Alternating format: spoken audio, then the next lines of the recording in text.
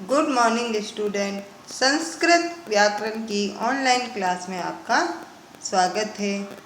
हमारे अध्याय चल रहा है लिंग वचन व पुरुष। आज हम लिंग वचन पुरुष और धातु का आपस में संबंध पढ़ेंगे। बच्चों, हमने पुरुष से संबंधित अर्थात कर्ता से संबंधित सारणी व धातु लट लकार से संबंधित सारणी का अध्ययन अपने पूर्व के वीडियो में कर चुके हैं। ये सब आप पढ़ चुके हो। आज हम इन्हीं सारणी के उपयोग से वाक्य निर्माण कैसे किया जाता है और इनका आपस में क्या संबंध है इसके बारे में पढ़ेंगे। जैसा कि आपको यहाँ दिखाई दे रहा है, एक तरफ पुरुष अर्थात कर्ता की सारणी बनी हुई है, दूसरी तरफ धातु अर्थात क्रिया की सारणी बनी हुई है।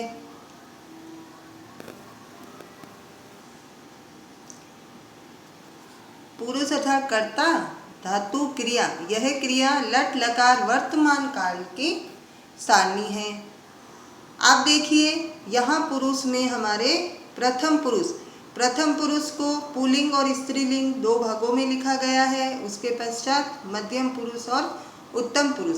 प्रथम पुरुष पुल्लिंग एक वचन सह, द्विवचन में तो और बहुवचन में ते। उसी प्रकार अगर हम धातु क्रिया की बात करें तो प्रथम पुरुष एक वचन में हम क्रिया को लिखेंगे पठती। चूंकि यह पठ धातु से संबंधित क्रिया है इसलिए पठती। द्विवचन में पठतः और बहुवचन में पठन्ति। अब हम इनको आपस में संबंध देखते हैं। आप इन वाक्यों को ध्यान से देखिए। आपका जैसे पहला वाक्य है वह पढ़ता है, यह वाक्य हमारा एक वचन वाक्य है। अब आप सारणी में देखिए, जब हम प्रथम पुरुष पुल्लिंग देखते हैं तो एक वचन में हम पुल्लिंग अर्थात वह को कहते हैं सह। वह को क्या लिखा हुआ है यहाँ? सह। वह को सह। वहीं जब हम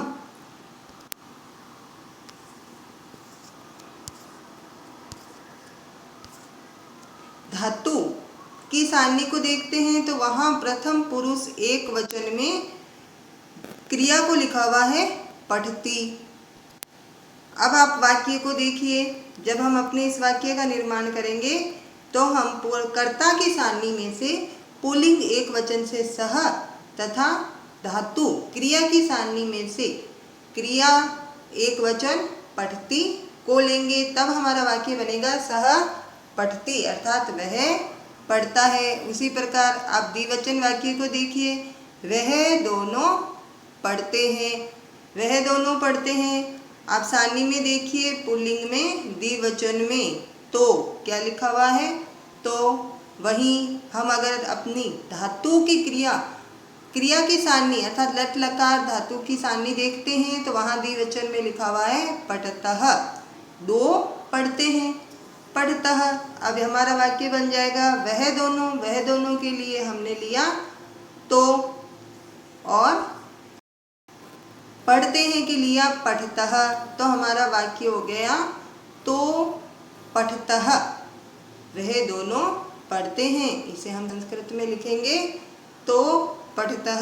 उसी प्रकार आप बहुवचन को देखिए, वह सब पढ़ते हैं। जब हम अपनी सारणी में वह सब के लिए पुल्लिंग बहुवचन देखते हैं तो वहाँ लिखा हुआ है वे सब अर्थात ते।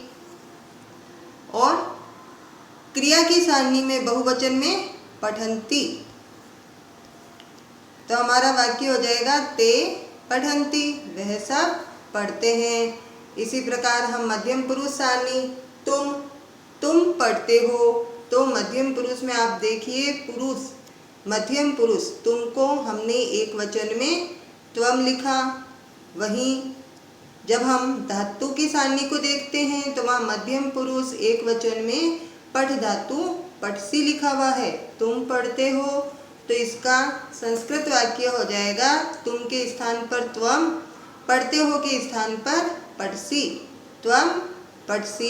इसी प्रकार जब आप द्विवचन वाक्य देखोगे, तुम दोनों पढ़ते हो, तो जब हम अपनी सारणी में द्विवचन मध्यम पुरुष देखते हैं तो वहाँ युवाम युवाम अर्थात तुम दोनों। और जब हम धातु की सारणी देखते हैं मध्यम पुरुष तो पठतः, पठतः यानी पढ़ते हैं। तो हमारा ये वाक्य हो जाएगा युवाम पठतः, युवाम पठतः अर्थात तुम दोनों पढ़ते हो, तुम सब पढ़ते हो। जब हम अपनी सारणी में बहुवचन को देखेंगे तो वहाँ लिखा है यूयम, यूयम अर्थात तुम सब, और पठत बहुवचन में पठत, यूयम पठत। इसी प्रकार उत्तम पुरुष, उत्तम पुरुष में मैं पढ़ता हूँ। जब हम अपनी सारणी की उत्तम पुरुष को देखेंगे तो वहाँ मैं एक वचन में अहम लिखा हुआ है, वहीं उत्तम पुरुष पठ धातु में एक वचन में पठामी लिखा हुआ है। तो हमारा वाक्य हो जाएगा अहम पठामी, मैं पढ़ता हूँ, अहम पठामी। उसी प्रकार अगर हम इसे द्विवचन में लेते हैं, हम दोनों पढ़ते हैं, तो आप अपनी सारणी में देखिए, पुरुष की सारणी में हम दोनों के लिए आवाम, वहीं धातु की सारणी में द्विवचन में पठावह। तो आपका वाक्य हो जाएगा आवाम पठावह।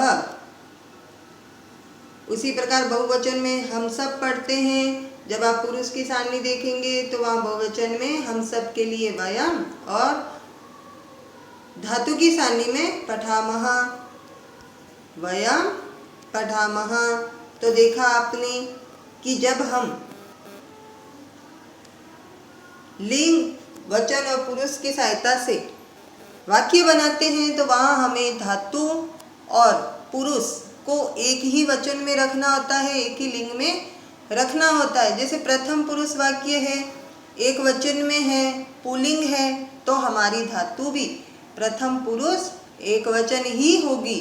वहीं यदि हमारे वाक्य मध्यम पुरुष में है, एक वचन, द्विवचन या बहुवचन है, तो हमारी धातु की सारणी भी उसी के अनुसार मध्यम पुरुष एक वचन, द्विवचन व बहुवचन होगी। बच्चों, आप अगर इन वीडियोस को ध्यान से देखेंगे और इन्हें अपनी कॉपी में ध्यानपूर्वक करना, तो आप संस्कृत के साधारण वाक्य बनाना सीख जाएंगे।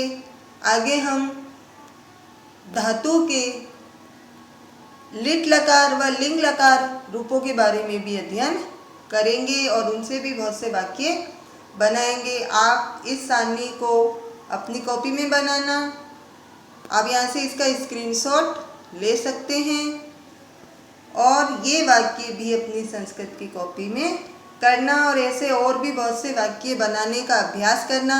आपको इससे पूर्व के वीडियो में गच्छ धातु, हस धातु, वद धातु के बारे में भी पढ़ाया गया है, तो उनसे आप नए वाक्यों का निर्माण करना।